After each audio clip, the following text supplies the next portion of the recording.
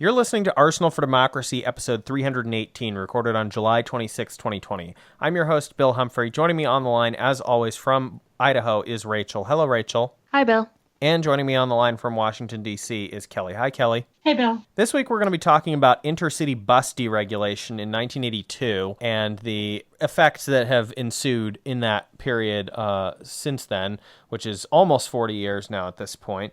So we've had at least some time to see what the kind of effects of that were. We've previously talked about the deregulation of the airline industry. We've talked somewhat around the issue of deregulation of the railroad industry. I don't think we've talked too much about deregulation of the trucking industry, but all this stuff was happening around the same time in the late 70s, early 1980s, sort of the big surge of neoliberal policymaking in the United States that sort of set us on the path that we are at today.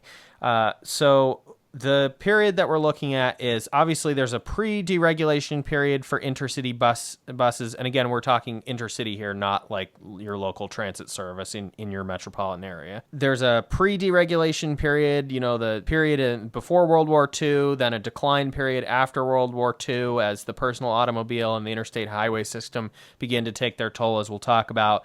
Then there's a period immediately after, and in the sort of 2 decades or so after deregulation first happened, and then things sort of reached their lowest point in the mid-2000s, and then there's been a bit of a renaissance, although with certainly some asterisks, as we'll talk about.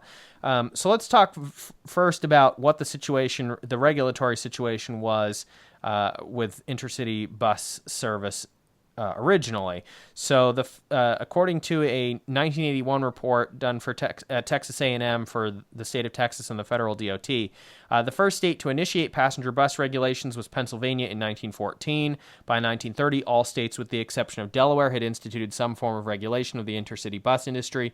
The type of and amount of control used by the states varied. Some states extensively controlled certification, service, and rates, while others were concerned solely with safety regulations. However, the chief method of control utilized by the states was the power to grant or deny operating certificates. In granting certificates of authority, the state commissions were required to interpret the meaning of the phrase public convenience and necessity. In each situation, as established in the Code of Fair Competition of the National Association of Motor Bus Operators. For the most part, the commissions held that if the public in general, rather than a group or groups of individuals, was served, a certificate would be granted. Under this type of regulation, the industry gained considerable financial and managerial stability, as state commissions, in granting certificates, usually favored the existing carriers if adequate service was being rendered. This resulted in protection for existing carriers from excessive competition. Now, during the 1930s, the federal government finally stepped in with some federal regulation, and this was mostly to address interstate commerce, more so than to address the in-state routes. Now, there is an important distinction to be made here. When we're talking about the East Coast, especially right on the coast, that's the context that Kelley and I are familiar with. The states are relatively small geographically, so a lot of intercity bus service would cross state lines. However, once you move into the larger states off of the eastern seaboard, and particularly in the western United States, and especially in the very rural areas, as we'll be emphasizing today, a lot of the bus service can be entirely within one state and not cross state lines and be going pretty significant distances. And again, this difference between in-state regulation and interstate regulation, interstate commerce regulation, does have some importance. But the main gist of this is that in the pre-deregulation period, the overall thrust of intercity bus regulation, for the most part, was that the states, or whoever was regulating, in some cases the federal government, when they were giving out what were effectively route monopolies, saying this is your designated route that you get to provide as a private corporation, they would often impose various requirements, especially as various transportation access started to decline to rural areas, particularly with the advent of the interstate highway system, bypassing a lot of towns that used to be connected by more local access highways. and also by railroads continuing to retrench their service in rural areas, particularly passenger service, in the years leading up to the formation of Amtrak during the Nixon administration. So one of the key requirements was you had to maintain certain levels of rural service. One of the ways of doing that was that you had to provide that service in exchange for getting those monopoly grants for the more profitable routes. So the thesis behind going into deregulation in the early 1980s was that, monopolies are bad, although we've raised some questions about that with a lot of our recent episodes, talking especially about natural monopolies in the transportation industry, and the idea that competition is not always a silver bullet and in fact can create an oversaturation of certain markets. But the thesis here again of the deregulation in the early 1980s was that competition needed to be increased, monopolies needed to be eliminated on these very profitable routes. This would benefit consumers by lowering the price of tickets and so forth. And this is what we think is going to be important as we talk about this for the rest of the episode, is that they started eliminating a lot of the requirements to provide, to cross-subsidize services within private corporations for less profitable routes. So you could have a situation where the company, in exchange for getting some really lucrative route between two major cities, they would also be, without too much federal assistance, in some cases no federal assistance, also state assistance. In exchange for getting that monopoly, they would have to be providing various less profitable service to rural areas. And these requirements, although they had already started cutting back on that for particularly unprofitable and very low ridership routes with the approval of regulators, this really rolled back a lot of that, or at least that was the emphasis on that was, we're going to make this industry more profitable and relieve them from their various financial pressures that this onerous regulation has supposedly imposed.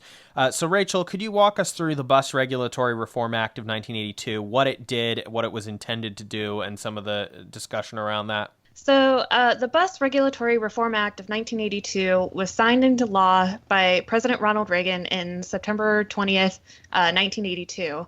And so it represented the largest legislation regulatory reform since 1935. When he signed the bill into the law, Reagan stated, "One of the basic policies of my administration is that private enterprise should be as private as possible, guided by the market judgments of business managers rather than by the dictates of government regulators. Enactment of this legislation is a significant milestone in our efforts to deregulate one of our country's most vital economic sectors, the surface transportation industry." And that's just what he set out to do. So the bill reduced restrictions on the powers of bus lines to add or remove stops, and it increased the ease of entry into the bus service market. So before you had to go through the state regulatory agencies to get approval to enter the bus service market, and you had to jump through those hoops that you mentioned earlier, that different states had different metrics, but they had to meet those safety requirements, those route requirements. However, this removed a lot of those hoops to jump through. And so authority could be granted to any, quote, fit, willing, and able carrier unless somebody could show the new authority was contrary to public interest. The bill did provide that the Interstate Commerce Commission could investigate or suspend rates considered discriminatory or predatory, and it also could overrule state regulatory authorities on intrastate rate and exit issues if state rulings caused undue burdens on interstate commerce. So if these new carriers or the existing carriers decided that the routes that they had were too costly and they weren't making enough of a profit, they could just go ahead and get rid of those routes or raise rates without a lot of pushback from regulators. So following the enactment of this new law, the Interstate Commerce Commission received over 2,000 applications to operate new bus services. And overall, the act has been considered beneficial in improving the economic efficiency of carriers, while some minor reservations exist regarding its adverse effects on smaller towns and rural areas. And we'll be touching on that quite a bit. There is a link to the bill on congress.gov. It doesn't have the full text of the bill, it just has a summary. I found the summary a little bit hard to parse out. So I found a Campbell Law Review journal article that kind of talked about what this bill did and kind of the aftermath. So it prohibited the Interstate Commerce Commission from granting certificates for bus or truck service to foreign bus carriers unless the president has certified that the applicant's country does not discriminate against United States carriers. This was kind of added in response to complaints by domestic motor carriers that United States companies were not being given rights to compete in Canadian and Mexican markets, as those countries had not deregulated entry to the motor carrier system. Thought that was kind of an interesting facet of that bill. The fact that we were kind of forcing or kind of putting pressure on other countries to deregulate international motor carrier systems. Companies were able to charter a partial load, as in handle, charter, and regular passengers within the same bus. I hadn't really heard too much about charters versus regular passengers. I'm guessing they could offer charter passengers different rates and different conditions. A provision of the new law provided that a carrier seeking to discontinue intrastate service may petition the ICC if the state has not acted within 120 days of the bus carrier's petition for state authority to discontinue service. If the state has denied the bus carrier's request, the carrier may appeal to the ICC. So it kind of actually took away some of the state's power to control these motor carrier systems and gave that power to the federal government. In addition, the commission is authorized to preempt state authority if it finds there's discriminatory state regulation of rates and practices. It reduced the time that carriers had to notify the public of rate or route changes. So a lot of companies were able to kind of surprise people with rate changes.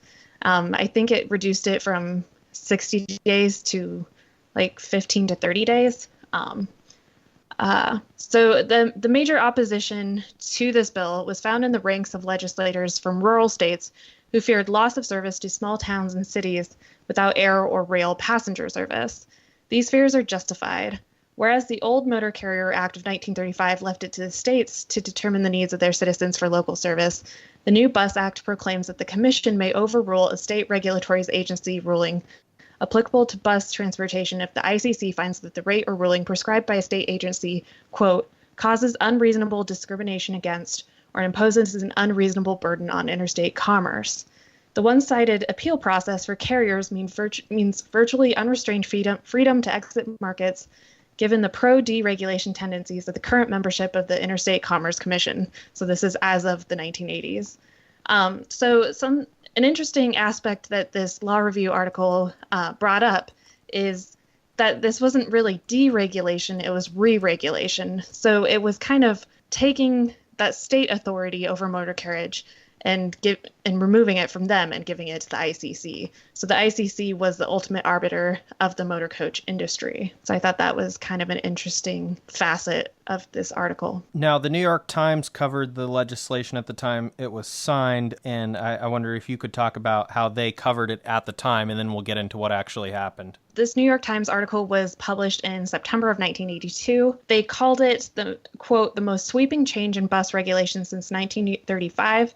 And they said that industry experts believed it would lead to, quote, a drop in many fares and expanded scheduled service in many communities, which is always kind of the argument for deregulation, that it's going to help the consumer, give them multiple options to choose from. Another quote, among the principal losers are the state regulatory agencies, many of which have been strongly criticized by bus operators for their restrictions on intrastate routes and strict control on the prices of tickets. Bus companies may withdraw from unprofitable services more easily in most circumstances, although the bill has provisions for protecting small communities without transportation alternatives from being abandoned altogether.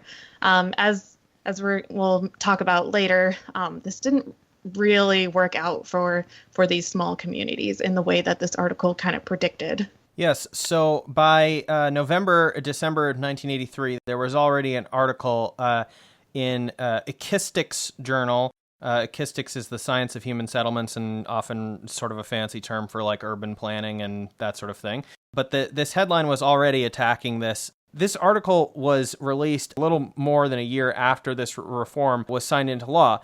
Defenders of the law would say that the abandonment of rural communities was already happening before deregulation. This case, though, from critics is basically, as Kelley and I are going to talk about, essentially showing that the situation accelerated very dramatically. The headline of this in the November-December 1983 issue of Ekistics was Abandonment of the Rural Poor. The deregulation of intercity bus transportation could materially hurt a number of small communities and rural areas throughout the United States. The Bus Regulatory Reform Act of 1982, which lifts numerous controls over the pricing and service practices of U.S. intercity bus carriers, has already prompted most large operators to begin cutting or discontinuing services to more sparsely populated and rural areas. In California, Greyhound Lines has reduced services to 344 communities since January and has notified the Public Utilities Commission of plans to totally eliminate services to 94 others. As Rachel said, the contention at the time was that this was going to somehow have protections to keep the small communities from being abandoned. And as this article indicates, that really did not bear out. This comes at a time when many small towns and rural areas have just begun to feel the isolating effects of deregulation in other transportation modes, such as air, rail, and trucking, which has too often meant the cessation of services or closing of a depot in these communities. The snowballing effect of losing important intercity transportation services one after the other could be particularly debilitating to the low-income and elderly residents of affected areas. Prior to the 1982 Act, many state regulatory agencies required carriers such as Greyhound Lines to provide service on unprofitable routes in exchange for a monopoly on highly lucrative ones. So within a year or so, it becomes pretty evident where this is going. And this trend continues to gain speed and momentum so rapidly over the course of the 1980s, as we are about to talk about, that the federal government did have to start stepping in relatively short order to try to stabilize the situation that they had created with their deregulation, or at least significantly accelerated with their deregulation, if you want to make the case that it was already in the process of happening before this, which we will circle back to that at some point.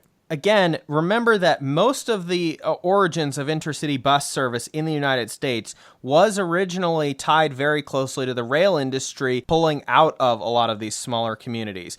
These were routes that were no longer profitable to operate rail passenger service to. It might still have been profitable enough for freight service, but these railroad companies decided they couldn't keep justifying the cost of running passenger rail service to these communities. However, at this point, we now no longer have any sort of competing service, unless you count personal automobiles, which I think we're not counting for this purpose for obvious reasons, because we're talking about means of moving greater number of people than just simply personal automobiles. So there's no rail service anymore at this point. By the time Amtrak is created, that a lot of the places are certainly have lost their rail service. There's no indication that there's any passenger rail service coming back. In fact, Amtrak continued to cut service. There remains to this day a problem where Amtrak can't really expand service, with very few exceptions, unless they get all the right things lined up and total buy-in from the states and that sort of thing. So once these intercity bus services start pulling out, a lot of these people are just totally cut off. So, Kelley, I'm going to go to you now to talk about some actual statistics on the people who were being cut off with the collapse of intercity bus service in many rural areas, at least in this initial period that we're talking about after deregulation. Sure. So there was a very robust report done in 1989 on the effect on the current state of rural transportation, or the current state as of 1989.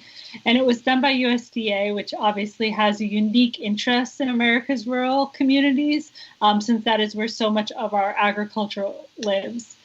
And they examined the effect of the deregulation of planes, trains, and buses. And the first thing they did was to establish that folks riding buses were different than the folks riding planes and trains.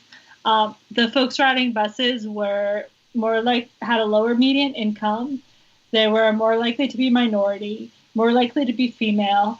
And of interest to this conversation in particular, 30% of bus passengers originated from towns with a population under 50,000, while 19% of rail passengers and 18% of air passengers came from similar population centers. So again, establishing that much of the country's bus riding population was in small communities. So because bus deregulation came after air and rail deregulation, there was an opportunity to compare the effect of each of the pieces of deregulation.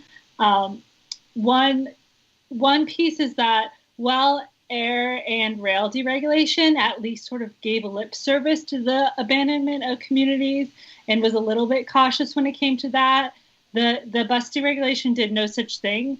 And in fact, it required the ICC to give priority to eliminating unprofitable routes and even the cross-subsidization programs we referred to previously. And the second piece is, while Amtrak is imperfect and underfunded, it was at least an effort to sort of make up for some of what the Congress knew would be lost when deregulating rails, but there was no such effort when it came to deregulating buses. And the effect on rural communities was swift and it was severe.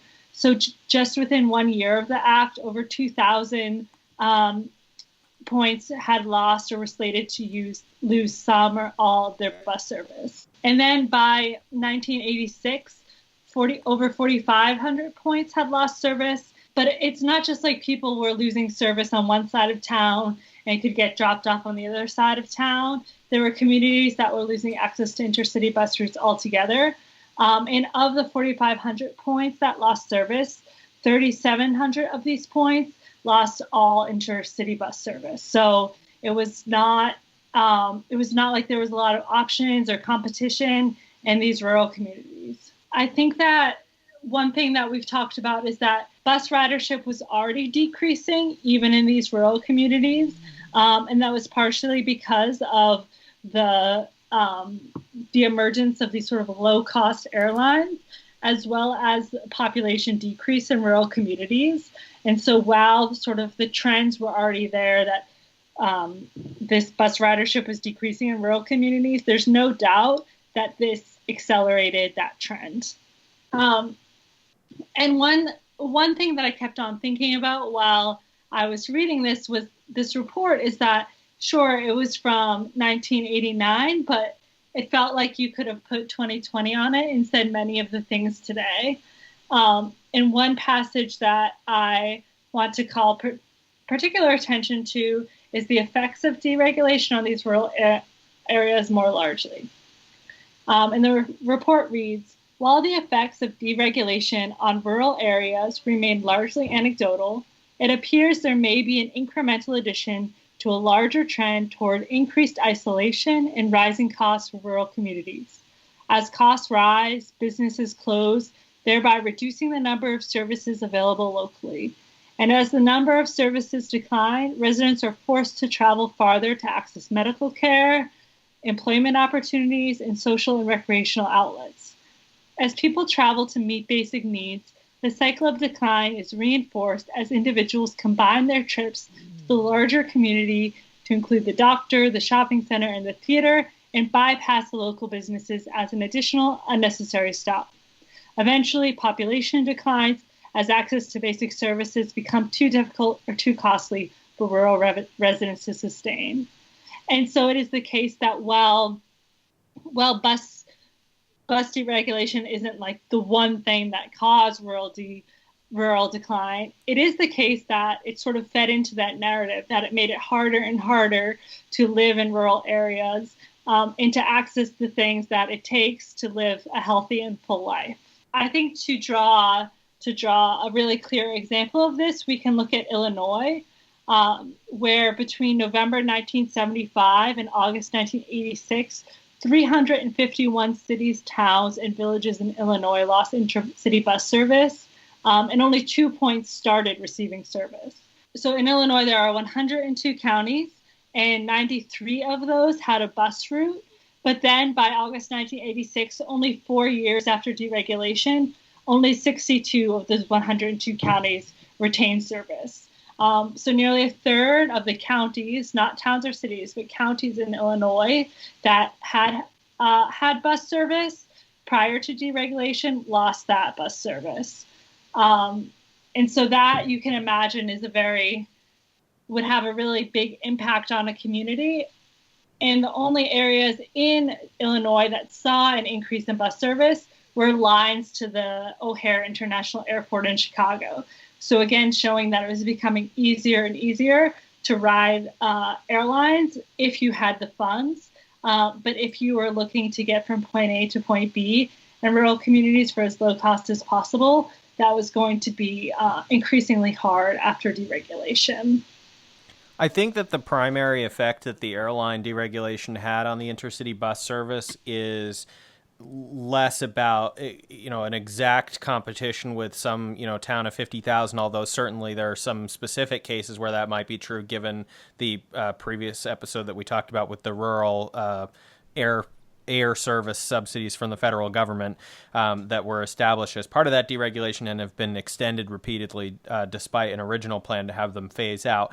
But for the most part, it's that having the rise of these long haul budget airline flights at ridiculously low prices, your Southwest and then subsequently companies like JetBlue and so forth, that attacks the only part of the intercity bus system that was considered to be relatively profitable still by the time that bus deregulation happened as well. So if you now have a competition between the most profitable part of the bus company service network and the airlines, that is going to further pressure the bus company to cut back on even faster on these more expensive and less profitable rural routes. There was some specific study that I found on this. I think this was from someone at Oberlin. It was an economics honors thesis from some university in Ohio, and I'm pretty sure it was Oberlin, in February of 1987, that was specifically an analysis of the effect of airline deregulation upon the demand for intercity bus service. And they emphasized the same point that Kelley just made from that 1989 USDA report, which is that there is definitely a difference between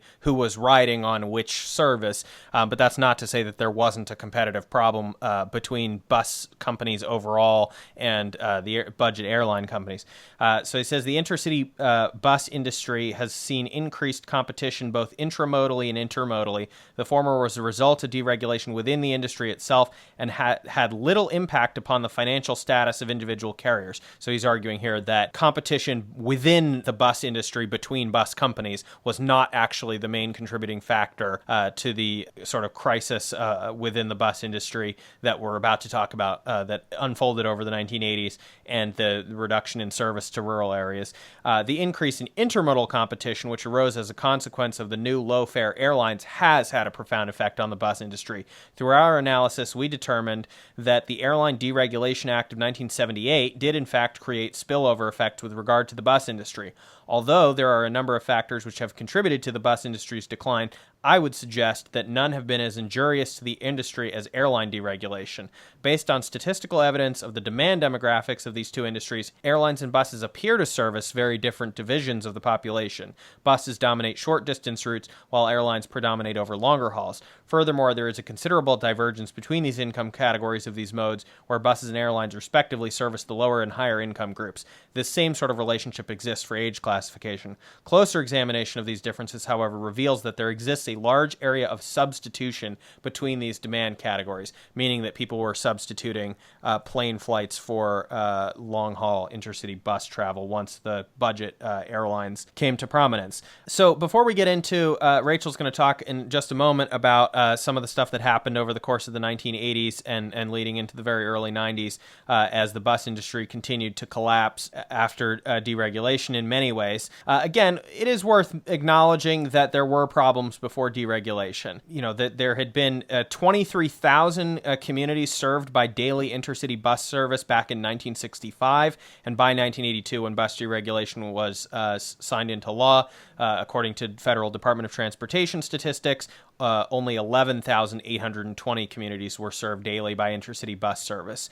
We're about to talk about how much further it dropped by the time it sort of reached one of its lower ebbs in the mid-2000s. But before we get to that, let's talk about what happened to the bus industry over the course of the 1980s, the intercity bus industry. Then we're going to talk, after Rachel is done going over that, we're going to talk about the concept of formula grants for rural areas that was in response to the failures that were initially followed the deregulation. And then we're going to talk about how things started to shift pretty dramatically after the 1990s. So Rachel, could you talk to us a little bit about some of the challenges that were being faced within the industry in the 1980s following the 1982 deregulation? So there was a big strike in 1983. This was due to a proposed 10% reduction of wages, and they were also shifting the costs of some benefits to workers. This came, again, from that Campbell Law Review article. Starting November 2nd, 1983, Greyhound suffered a major and bitter driver strike. There was one fatality in Zanesville, Ohio, when a replacement driver ran over a striking worker at a picket line. A new contract was ratified December 19th, and drivers returned to work the next day. So this was a big blow to the union, the Amalgamated Transit Union. Greyhound was kind of able to argue that due to competition from these airlines, that they had to change the wage structure and reduce the costs to be able to compete with these airlines. Labor really kind of suffered through these constrictions in Greyhound. And there was also another strike in 1990. The driver's contract from 1987 expired at the end of its 3-year term. In March, the ATU began its strike against Greyhound. This strike was also very contentious and bitter, similar to the 1983 strike. There was violence against both strikers and their replacement workers. One striker in California was killed by a Greyhound bus driven by a strikebreaker, and a shot was fired at a Greyhound bus. The Greyhound CEO, Fred Curry, argued that, quote, "No American worth his salt negotiates with terrorists." The ATU leader, Edward M. Strait, responded that management's failure to negotiate amounted to, quote, "putting the negotiations back into the hands of terrorists." The strike included 6,300 drivers, and Greyhound was forced to idle much of its fleet of 3,949 buses, and they canceled 80% of its routes. At the same time, Greyhound was having to contend with the rise of low-cost airlines again. This time it's more the budget airlines like Southwest, which further reduced the market for long-distance intercity bus transportation. Without the financial strength provided in the past by a parent company, the strike's lower revenues and higher costs for security and labor law penalties caused Greyhound to file for bankruptcy in June of 1990. The strike would not be settled for 38 months, and the terms were favorable to Greyhound. The National Labor Relations Board awarded damages for unfair labor practices to the strikers, but this liability was discharged during the bankruptcy reorganization. Very convenient for them. Yes, exactly. Now, the other thing, as you just alluded to, though, is that in the first strike that you talked about, the Greyhound was still owned by a larger parent company, if I remember correctly, and then it was essentially spun off. It was affiliated at one point to Dial, as in Dial soap. And it was called Greyhound Dial Corporation at one point. The parent company was, but they had during the 1980s they had spun off the Greyhound into its own thing, and also acquired the former rival Trailways, or at least large parts of it, because Trailways was nearly bankrupt as well. That doesn't seem to have helped either of them particularly, because as we, a lot of this is direct parallels with the airline industry, also squeezing labor costs and so forth to try to get these, make this budget carrier process work. And then they end up just going bankrupt anyway, because you can get out from under your, obligations to your workers, including National Labor Relations Board damages. Mm-hmm. Right. So in 1991, bankruptcy led to the elimination of a federal program supporting Greyhound in maintaining rural connector feeder service from over 850 communities in 20 states to express route stops.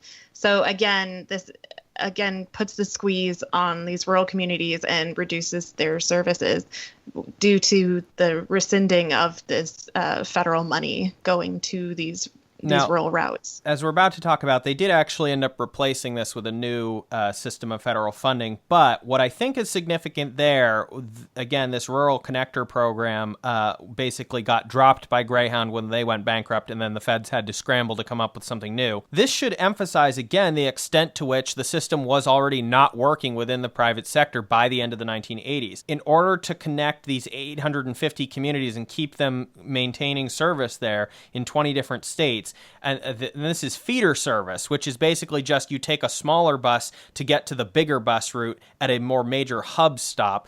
So it's similar to the hub and spoke system for airlines, except on a more regional scale. But in order to maintain that already required you to have a private company that was large enough to have a comprehensive program like this, and B, significant federal funding to backstop that program. Again, if the emphasis was, we're going to make this vibrant private industry that can handle its own and be profitable, I think it's pretty clear that by the 1980s that had failed. And the question, as we talked about with the airline stuff, remains, why should it be in private hands? Why is this the best way of doing this? And we are arguing that it is probably not the best way of doing this. The system that replaced the rural connector feeder service was an amendment to formula grants for rural areas. This is also known as Section 5311 of the Federal Code. And this was originally created in 1978, so this was like a larger program of sort of infrastructural development grants for rural areas. But it was amended in 1991 after the collapse of this program that was a joint effort between the federal government and Greyhound, as Greyhound is beginning to emerge as this near monopoly carrier for especially long-distance routes. They amended the formula grants for rural areas in 1991 to add an allocation requirement of 15% to intercity bus service, meaning that if you gave money from the federal government to the states then had to take 15% of that money and put it toward maintaining or expanding or whatever intercity bus service in rural areas. So according to the federal DOT, the formula grants for rural areas program provides capital planning and operating assistance to states to support public transportation in rural areas with populations of less than 50,000, where many residents often rely on public transit to reach their destinations. The program also provides funding for state and national training and technical assistance through the Rural Transportation Assistance Program.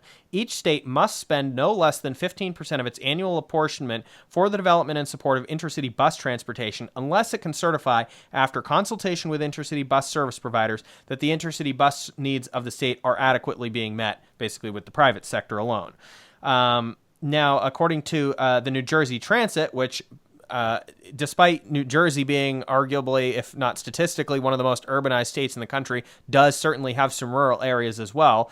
The New Jersey Transit notes, in a society which places great value on the ability to have access and mobility, rural residents often find themselves at a disadvantage when it comes to the availability of public transportation. Rural residents, especially seniors, people with disabilities, and individuals with low incomes, want to retain opportunities to actively participate in all of life's pursuits, including but not limited to education, employment, entertainment, medical treatment, nutrition, shopping, therapy, and volunteer work. The lack of availability and expense of travel often fosters social and economic isolation. They note again the history of the program from 1978 and then amended to 1991. Funding for the program increased when reauthorized under the Intermodal Surface Transportation Efficiency Act, ISTIA. ISTIA also introduced support for intercity bus service as a requirement under the rural program and formally authorized the Rural Transportation Assistance Program, which had initially been enacted through Appropriation Act back in 1987. In 2005, which we're coming to that period next in our discussion, in 2005, Congress enacted the Safe, Accountable, Flexible, Efficient Transportation Equity Act, a legacy for users, popularly known as Safety Lou. Funding for this program nationally was, again, increased in this effort. But again, it became very clear very rapidly that the only way that rural service was going to survive was with extensive federal support, and even the private sector's attempts to do it, to take the lead on it, would run into problems if they had things like bankruptcy come up. So that's, not a great situation. So let's talk about what happened at sort of the lowest point in intercity bus industry in the United States around 2004, 2005, so the mid-2000s. So we have a potentially very dark moment where it looks like the whole entire system is about to go under, basically. So Greyhound suggested in 2004 that it might cut 75% of all stops in the United States, and noted that half of all revenue from ticket sales was generated at just 50 locations in the entire country. This is what prompted congressional and DOT action at this point.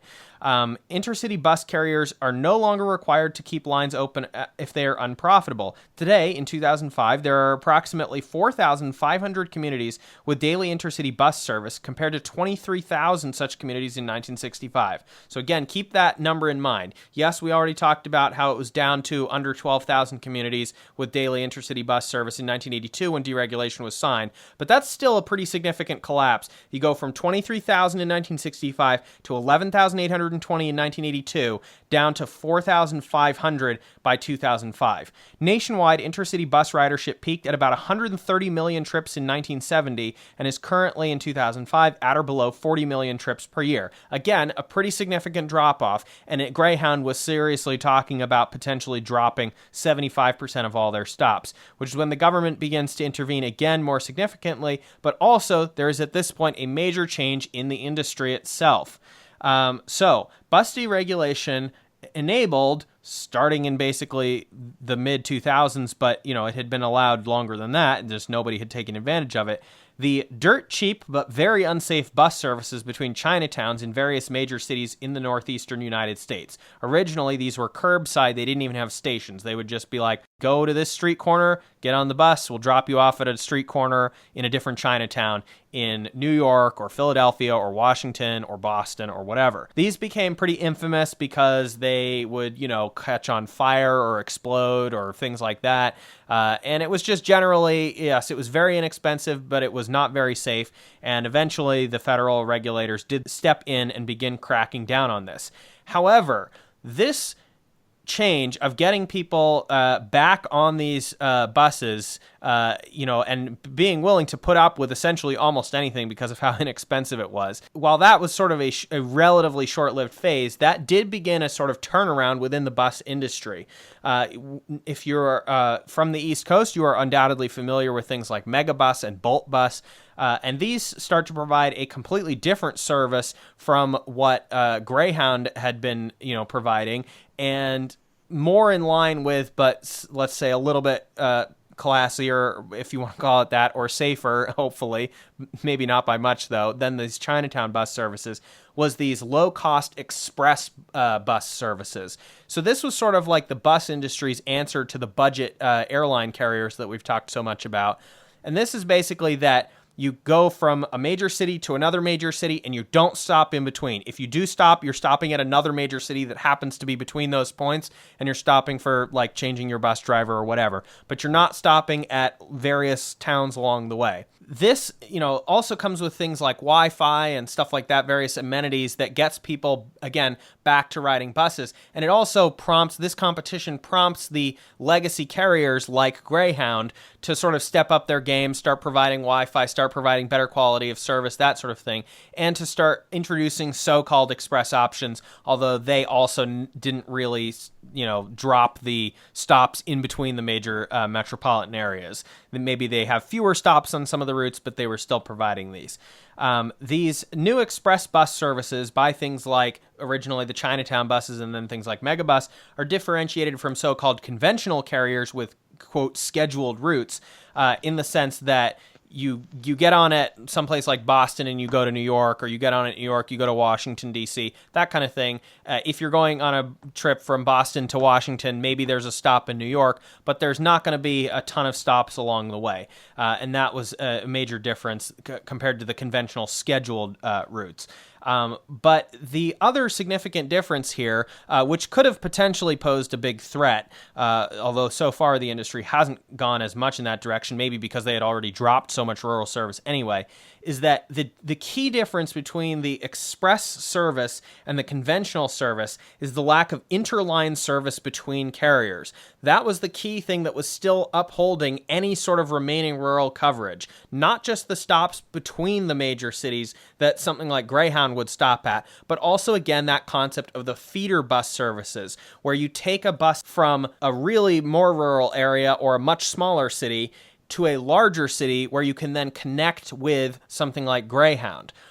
By 2005 and the period after this, as this is sort of coming into prominence, and certainly by the early 2010s, companies like Greyhound understand that most people are going to be booking their tickets through, web interfaces or apps or whatever, and they took advantage of this in a way to integrate this arguably disparate system across the United States. Now, certainly they had official partnerships with some of these feeder carriers even after that feeder carrier program had ended, the Rural Connector program had ended in 1991, but they start to much more comprehensively integrate service between potentially even competing intercity bus service. And that is, I would argue, a pretty significant shift as well. Not to say that this didn't, there wasn't a way of connecting before, but now now, a huge portion of all intercity bus travel in the United States, the tickets are purchased through Greyhound.com. And this is the important part, even if you are not buying a Greyhound bus ticket. And in general, yes, you're connecting at some point to Greyhound with one of these things, but not even necessarily, right? So at this point, Americans think, especially because of Greyhound acquiring various other things and a lot of the other carriers, or you had a surge of carriers try to start up operations in the 1980s. Many of them went bust, kind of like some of the airlines that started up and then went bust.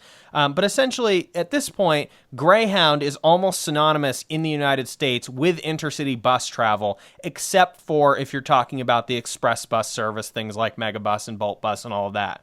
So at this point, we now have a situation where these interline services connecting between potentially even competing bus lines, people are buying their tickets through this almost de facto monopoly of this intercity non-express scheduled bus service through Greyhound. And this is the only thing that seems to have sort of helped. I mean, maybe people would disagree with my analysis. This is just me interpreting the sources, which we will put up, as usual, at arsenalfordemocracy.com in a PDF. But there was an article that I read from February 2018, the size, scope, and competitive status of express coach carriers in the United States.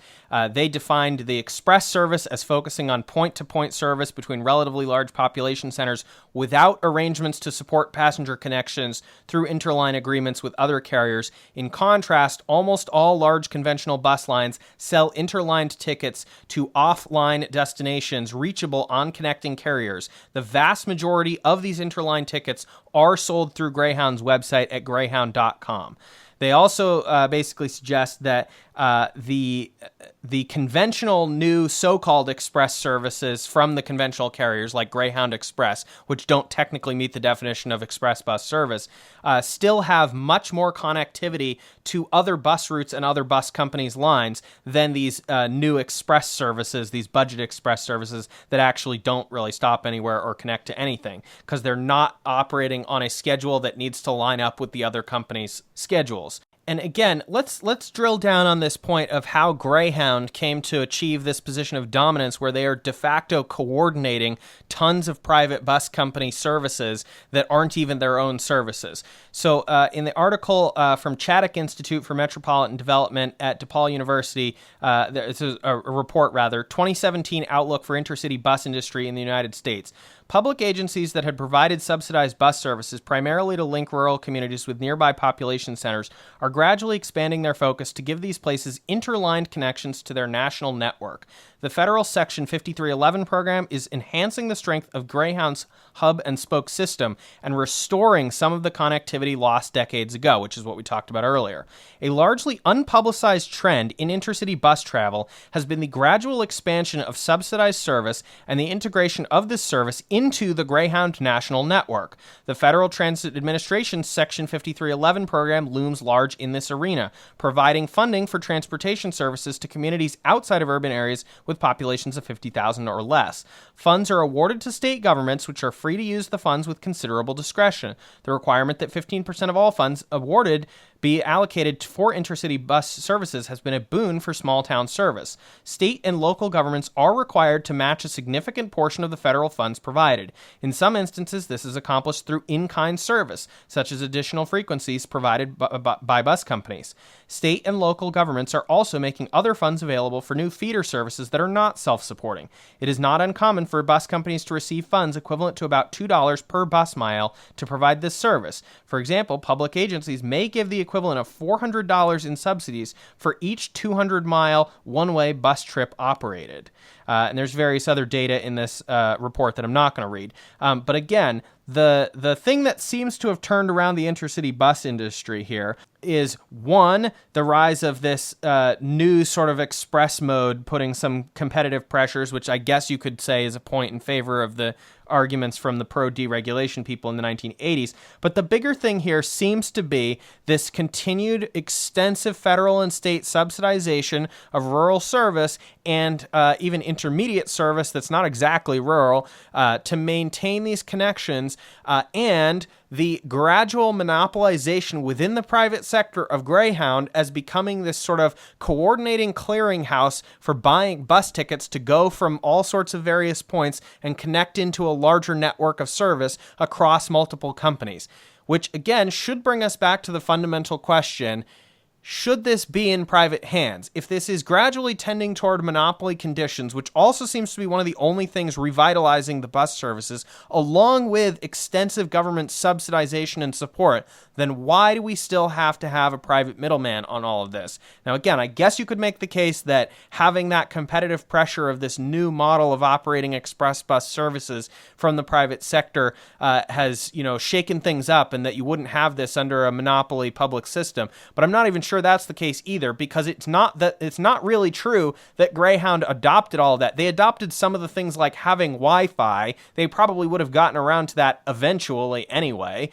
It doesn't seem to me that the real thing that happened here was that they just turned into one of these budget carriers because of competitive pressure. That's not really what happened. So, Kelley, I will go to you now for your closing thoughts on all of this. One thing I've been thinking a lot about while reading this is how my initial Google search on deregulation in the bus industry yielded a lot of sort of rosy results about what this did for the bus industry. And it's just made me think about the indicators that we use to determine success in a situation such as this. And so a lot of the sort of initial hubbub was about lowering prices and more competition generating better outcomes for passengers. But that 1989 study from USDA cited the fact that in Iowa, on average, the cost of riding a bus rose by 150%. So sure, it might have been cheaper to get from DC to New York to Boston, but people who really relied on this and didn't have enough alternatives for transportation otherwise were really got the short end of the stick. And their experience largely goes unaccounted for in these larger conversations of deregulation. And it's the same thing that we talked about with the airline topic as well a few episodes back, right? That the prices fell on the long-distance direct routes, but did not necessarily fall, and in many cases increased when you're looking at a more hub-and-spoke model of flights. And again, it's not profitable, as we've certainly talked about today with the buses, to operate direct point-to-point service between any given points, which is why hub-and-spoke systems arise.